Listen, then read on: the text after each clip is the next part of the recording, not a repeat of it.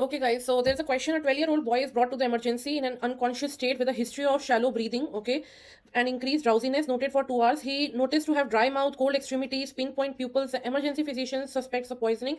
Which of the antidotes should be administered? So, very easy it is to understand. First of all, we need to understand that there is a shallow breathing, okay, so that means there is a respiratory distress, okay, CNS depression we can notice, okay, and pinpoint pupils are there. These all represent, and dry mouth and other history is given, but these three classical triad, pinpoint pupils, respiratory distress, and CNS depression, whenever written in the question, it is none other than the opioid poisoning, okay, it is always the opioid poisoning. And in these cases of opioid poisoning, we generally prefer the antidote as naloxone, okay. So now what happens, the naloxone generally reverses very quickly the CNS depression, respiratory depression, and the meiosis happening, okay. Now whenever there is a benzodiazepine overdose, we generally give the flumazenil, okay. In the organophosphate, we generally give the paraladoxamine, okay. This is given in the organophosphate poisoning, okay.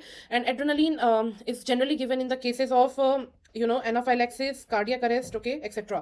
So this is the correct answer here is the naloxone, okay. Now we have to remember something as organophosphate poisoning का एक mnemonic है, organophosphate poisoning भी यहाँ discuss कर लेते हैं. उसका एक निमोनिक है sludge dumbbles, okay, sludge dumbbles. So L से होता है salivation, lacrimation, urination, defecation, GI cramps, emesis, meiosis. यहाँ पे भी आपको meiosis देखने को मिलेगा, ठीक है, ब्रोंकोरिया एंड ब्रेडिकार्डिया, ठीक है. ट्रीटमेंट क्या होता है, एट्रोपिन एंड प्रेलिडॉक्सिम, ठीक है. तो ये आपको याद रखना है. ये बेंजोडाइजेपिन की हम बात कर रहे हैं, ओवरडोज हो गया है. यहाँ पे हम लोगों का चॉइस होता है फ्लूमाजेनिलिन, एंड ओपियोइड ओवरडोज में होता है naloxone, okay. So the correct answer here is naloxone. Now next question is, a neonate is brought to have bilious vomiting at the 6 hours of life with the abdominal distension. An x-ray is being done. As you can see the image, likely diagnosis क्या है यहाँ पे, तो यहाँ पे क्या है, bilious vomiting है 6 hours से, ठीक है. फिर उसके बाद abdominal distension भी है, ओके, एंड एक एक्सरे हम लोग शो हो रहा है, और double bubble sign we can notice, double bubble sign we can notice. दो हमें बबल्स दिख रहे हैं, एक हम लोगों को स्टमक का दिख रहा हो रहा है, और एक हम लोगों को ड्यूडेनम का दिख रहा होता है, विद लिटिल और no gas beyond the obstruction we can see. So the answer here is duodenal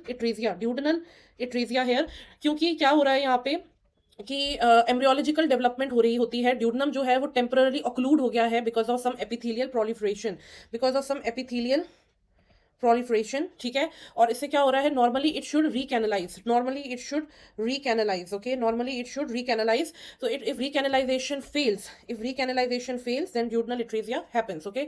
so yeah this is very important. We have discussed in the previous video jejunoileal atresia also. Now here we go to the next question. A 6-year-old is brought with the complaints, okay.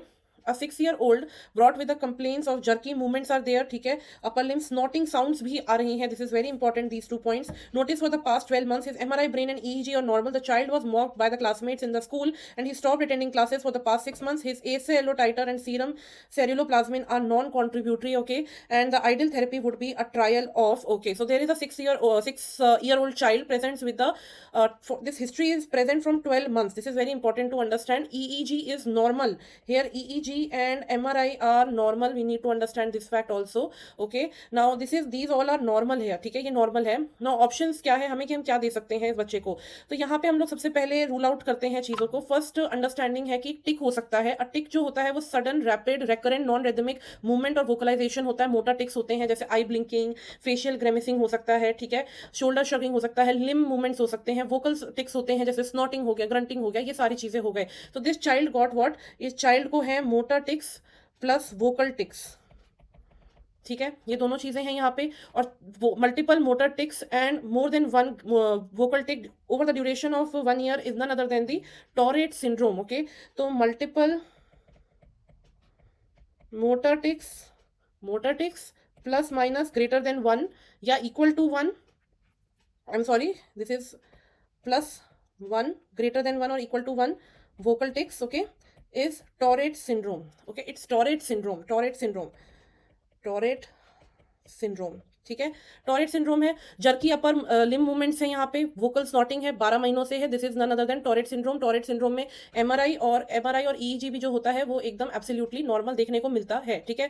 Now there is a thing called as why they mention ASLO, they make you think about Sydenham's chorea जो है वो after a group A streptococcal infection के बाद होता है, ठीक है, जो कि involuntary movement, chorea, emotional behaviour changes लेके आ सकता है. ASLO is therefore mention to exclude और support a recent streptococcal infection, ठीक है। तो इसीलिए ये चीज़ बहुत ज़रूरी थी हमें अंडरस्टैंड करने के लिए कि वो नॉन कॉन्ट्रीब्यूटरी हैं। दिया उन्होंने इसलिए कंफ्यूज करने को, एक बार आप सिंडहैम्स कोरिया सोचो, बट यहाँ पे वो नॉन कॉन्ट्रीब्यूटरी है, hence you should understand that streptococcal infection का कोई लेना देना यहाँ पे नहीं है। सेरुलोप्लाज्मिन क्यों लिखा है उन्होंने, क्यों, कोई तो वजह होगी ना, क्वेश्चन में बातें लिखी गई हैं, क्वेश्चन में ऐसे ऑप्शंस भी दिए होंगे या क्वेश्चन में आपको कोई कंफ्यूज करने के लिए भी दे सकते हैं। तो सेरुलोप्लाज्मिन यहाँ नॉर्मल है क्योंकि वो विल्सन डिजीज को भी रूल आउट करना चाहते हैं, ठीक है। वो आपको बता रहे हैं कि यहाँ पे क्योंकि विल्सन डिजीज में भी movement disorder, Korea, dystonia, tremors, ये सब देखने को मिलता है, और ये क्योंकि नॉन कॉन्ट्रीब्यूटरी है, हेंस की मतलब ये सारी चीजें रूल आउट हम कर रहे हैं, ठीक है। उसके बाद हमारे पास है ड्रग्स आ जाती हैं, क्लोनिडीन, ओके, क्लोनिडीन। तो क्लोनिडीन जो है वो अल्फा 2 एड्रोजेनिक एगोनिस्ट है, ये जो है ये रिड्यूस करता है टिक की सिवियरिटी को, ठीक है।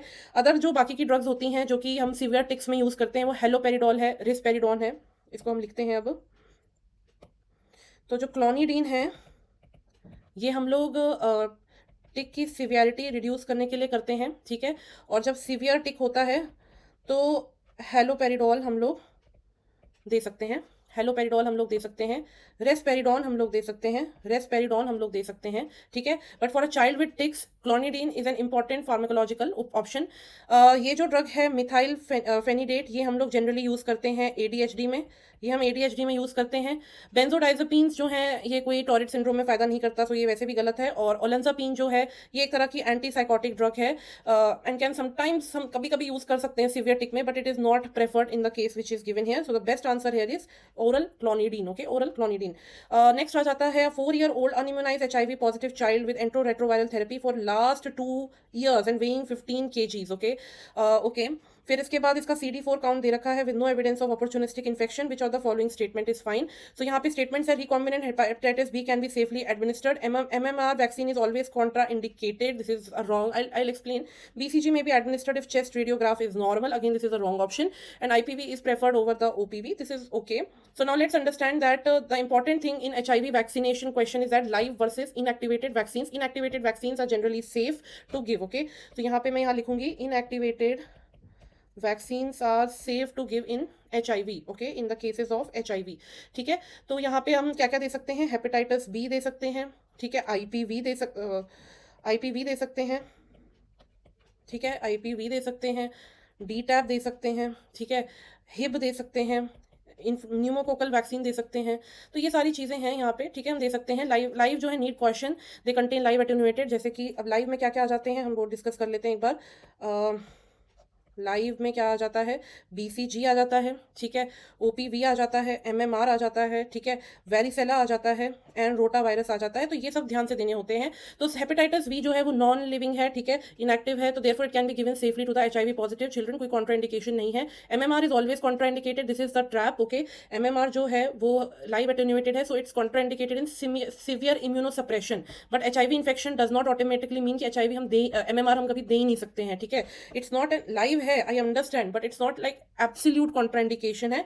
एब्सोल्यूट कॉन्ट्राइंडिकेशन तभी है जब इम्यूनो सप्रेशन हो रहा हो, ठीक है, इम्यूनो सप्रेशन हो रहा हो।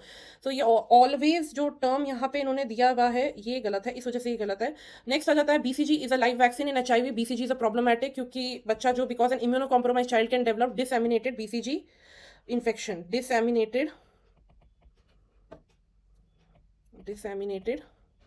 BCG इन्फेक्शन, तो ये हम नहीं देते। नॉर्मल चेस्ट एक्सरे कोई प्रूव नहीं कर रहा है कि चाइल्ड की एडिक्वेट सेल्यूलर इम्यूनिटी है, ये कोई स्टेटमेंट हमें बता नहीं रहा है कि बच्चे की सेल्यूलर इम्यूनिटी बिल्कुल ठीक है, ये कुछ बता नहीं रहा है, ठीक है। तो इसीलिए ये देना वैक्सीन खतरनाक हो सकता है, okay. And IPV is preferred क्योंकि OPV is live attenuated, OPV जो है वो लाइव है, तो ऑब्वियसली IPV को हम लोग प्रेफर करेंगे, hence option 1 and 4 is preferred, okay. Next आ जाता है हमारे पास PCV का शेड्यूल आ जाता है, इसमें कोई दिक्कत नहीं होनी चाहिए मेरे हिसाब से, इट्स वेरी इजी।